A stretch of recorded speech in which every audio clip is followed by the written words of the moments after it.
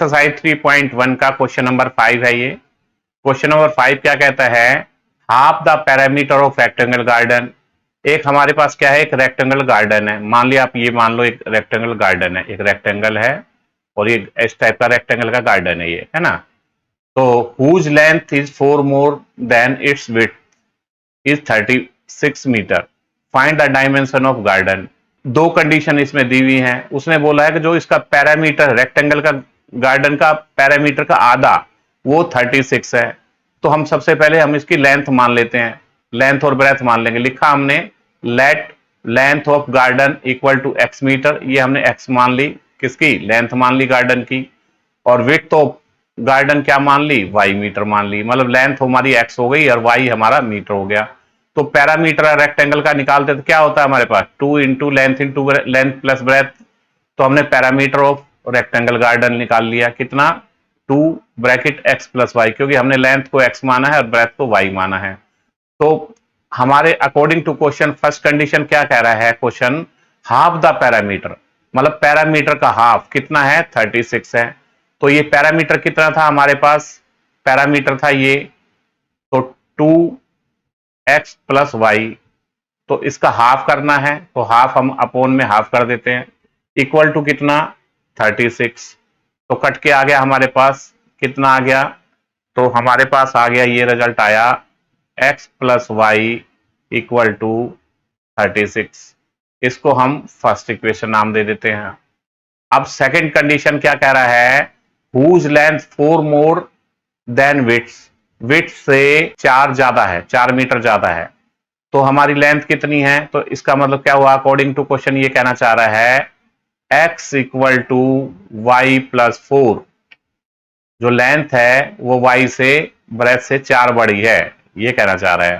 तो आप y को आप इधर ले जाओ, तो x minus Y equal to 4।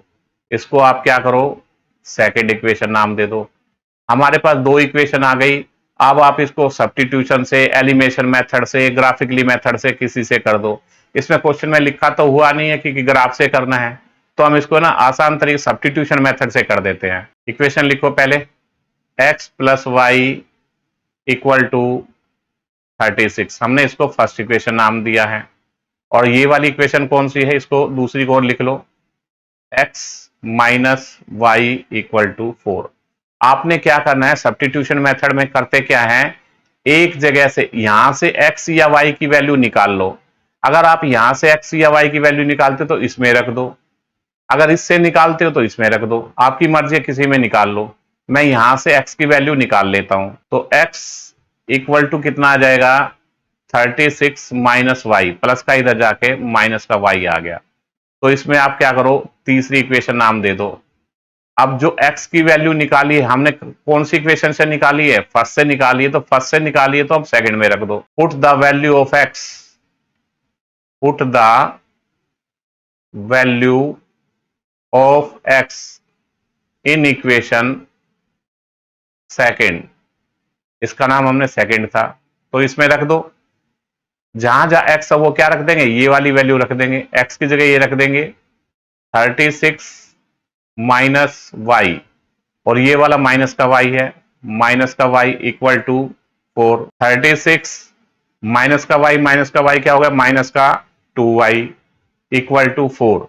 अब माइनस के 2y को आप राइट को ले जाओ, इसको आप इधर ले आओ, 36 माइनस 4 इक्वल टू 2y, ये 32 आ गया। 32 इक्वल टू कितना आया, 2y। तो y की वैल्यू आ गई 32 upon 2 equal to Y, 2 multiply का इधर जाके क्या हो जाएगा, डिवाइड का, तो कितनी आ गई, 16 आ गई। तो हमारे पास y की वैल्यू कितनी आ गई, y आ गया हमारा 16। अब y की वैल्यू आ गई 16, तो आपको इक्वेशन नंबर थर्ड में रख दो। Put the value of y, put the value of y in equation third. Third हमारी क्या है, ये रही, x equal to 36 minus Y.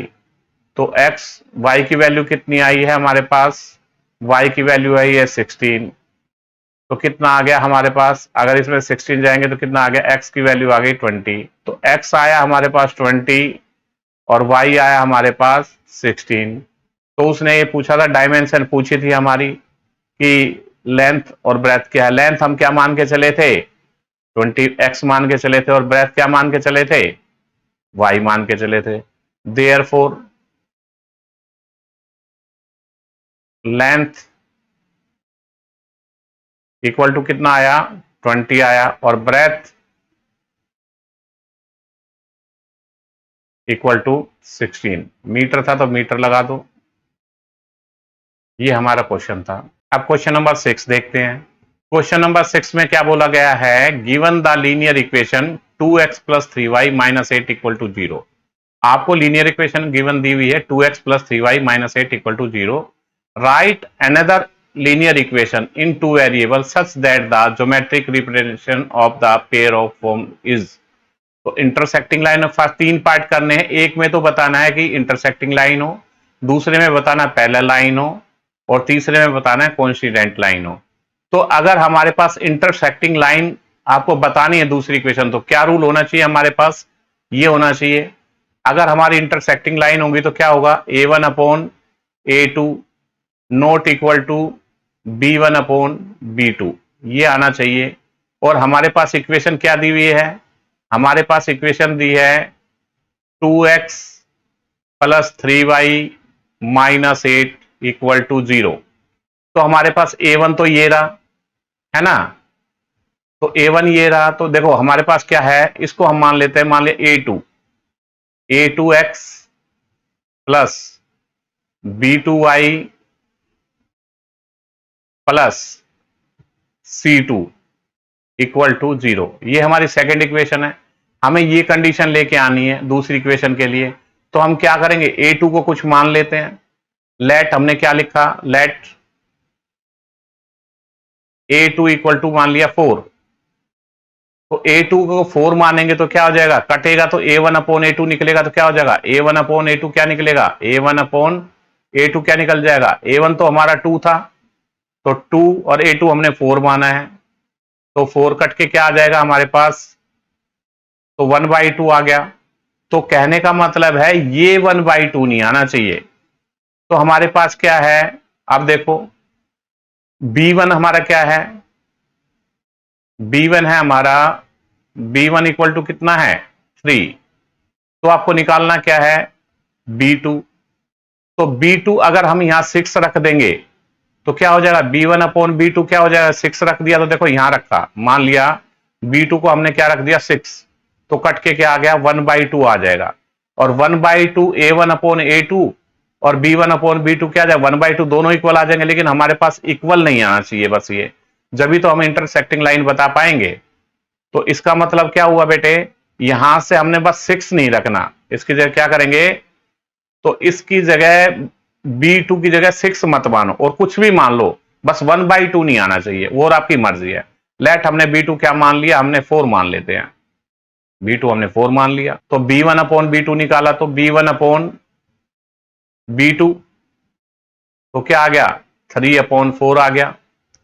तो इससे हमारा क्या रिजल्ट निकला, इससे और इससे क्या रिजल्ट निकला हमारा, क्या निकला a1 upon a2 not equal to b1 upon b2। तो ये रिजल्ट हमारा, इसका मतलब इक्वेशन कौन सी बनेगी, तो हमारी इक्वेशन कौन सी बनेगी दूसरी, a2 क्या माना था हमने 4 माना, तो यहां लिख दो इसकी जगह, ये हमारी जनरल इक्वेशन थी। तो हमारे पास हो गई 4x प्लस b2 की जगह क्या माना है आपने 4 माना है 4y। अब इसकी जगह कुछ भी लिख दो, पहले दोनों नॉट इक्वल हो तो कोई भी फर्क नहीं पड़ता, इसकी जगह हम +1 लिख देते हैं, +1 इक्वल टू 0। इसके बहुत सारे आंसर हो सकते हैं, इसमें कोई भी प्रॉब्लम नहीं है। तो ये हमने दूसरी इक्वेशन को लिख दिया। इसमें कौन सी इक्वेशन लिखनी थी कि वो इंटरसेक्टिंग लाइन होनी चाहिए, तो हमारी ये इंटरसेक्टिंग लाइन है। चलिए इसका सेकंड पार्ट देखते हैं। इक्वेशन को लिख लो पहले, 2x plus 3y minus 8 equal to 0। Condition क्या होनी चाहिए, पैरेलल लाइन होनी चाहिए। पैरेलल लाइन के लिए कंडीशन कौन सी है, ये वाली कंडीशन है, a1 upon a2 equal to b1 upon b2 equal to c1 upon c2। तो आप क्या करो, कुछ भी ले लो, यहां से हमने ले लिया, मान लिया 6 ले लेते हैं यहां पे दूसरी इक्वेशन के लिए। तो ये कट के क्या आएगा, 1/3 आ जाएगा। 2 जैसे इसको काटोगे तो 2 1 जा 2, 2 3 जा 6, 1/3। तो यहां पर भी 1/3 आना चाहिए। प्लस में क्या ले लेंगे, अगर 3 लाना है तो यहां क्या करेंगे, 9 ले लेंगे, 3 3 जा 9 हो जाएगा, तो 9y हो गया। तो ये नॉट इक्वल टू होना चाहिए, 1/3 नहीं आना चाहिए। तो यहां क्या करो, प्लस का 1 ले लो, तो ये नॉट इक्वल टू हो गया। ठीक है, इक्वल टू 0। तो ये वाली हमने कोई सेकंड इक्वेशन लिख दी। उसने बोला था कोई भी दो वेरिएबल की दूसरी इक्वेशन लिखो जो इसको फॉलो करती हो। तो इसको चेक करने के लिए क्या करना होगा हमें, a1/a2 निकाल लो। a1/a2 क्या है, a1/a2 2/6, कट के कितना आ गया, 1/3। अब b1/b2 निकालो, तो b1 कितना है 3 और ये कितना है 9, तो ये भी कट के 1/3 आ गया। अब c1/c2 निकाल लो, c1/c2 निकालो। c1 क्या है हमारे पास, -8/1, तो आंसर क्या आया, -8। देखो a1/a2 क्या निकला, a1/a2 equal to b1/b2, b1/b2 not equal to c1/c2, क्योंकि a1/a2 और b1/b2 का दोनों का आंसर कितना है, 1/3 है, इसका भी 1/3 है। लेकिन c1/c2 का क्या है, -8 है। ये तो दोनों इक्वल है, लेकिन ये इसके इक्वल नहीं है। तो जब ऐसा रिजल्ट आता तो क्या होता, लाइन पैरेलल लाइंस होती है। तो हमें ये सेकंड इक्वेशन कौन सी बन गई हमारे पास, ये वाली हमारी सेकंड इक्वेशन हमने बतानी थी कि इस रूल को जो फॉलो करती हो। चलिए इसका थर्ड पार्ट देखते हैं। पहले एक बार इक्वेशन को लिख लेते हैं। इक्वेशन हमारी क्या है, 2x plus 3y minus 8 equal to 0। तो हमारे पास क्या करना है, इसमें थर्ड में क्या करना है, कोइंसिडेंट लाइन बतानी है।